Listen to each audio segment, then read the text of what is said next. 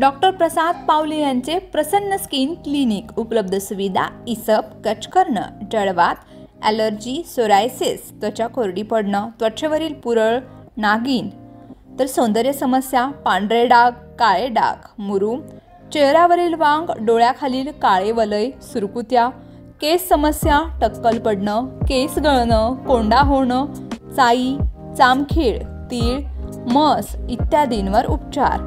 आधुनिक उपचार, केमिलक peeling, PRP, derma roller, thread lift, excimer laser, RF, Botox. तर आमचा पत्ता तालुका शिक्षण सोसायटी शेजारी ST स्टँड समोर, सोमराय नगर, मोहोळ, जिल्हा सोलापूर. मोबाईल क्रमांक 9226838261. परभणीतील जिल्हाधिकारी कार्यालयासमोर डॉक्टर बाबासाहेब आंबेडकर यांचा पुतळा आहे.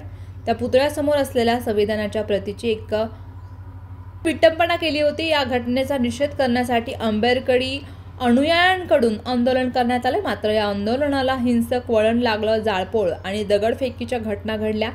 या प्रकरणात पोलिसांनी काही आंदोलकांना ताब्यात घेतलं होतं. या आंदोलकांमध्ये सोमनाथ सूर्यवंशी यांचा देखील समावेश होता.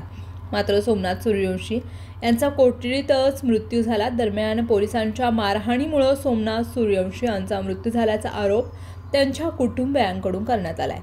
दरम्यान सूर्यवंशी यांच्या मृत्यूमुळे वातावरण तापलेलं असताना आता संविधानाची विटंबना करणाऱ्या आरोपीबाबत महत्त्वाची माहिती समोर आली आहे.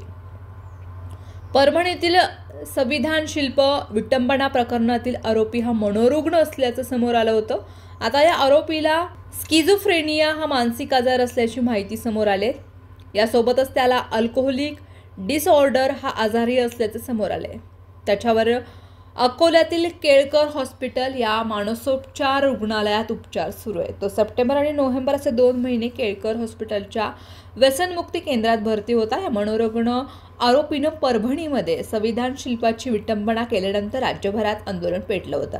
दरम्यान आता त्याला असलेल्या आजाराबाबत केळकर हॉस्पिटलच्या डॉक्टर राधिका केळकर यांनी ही माहिती दिली आहे.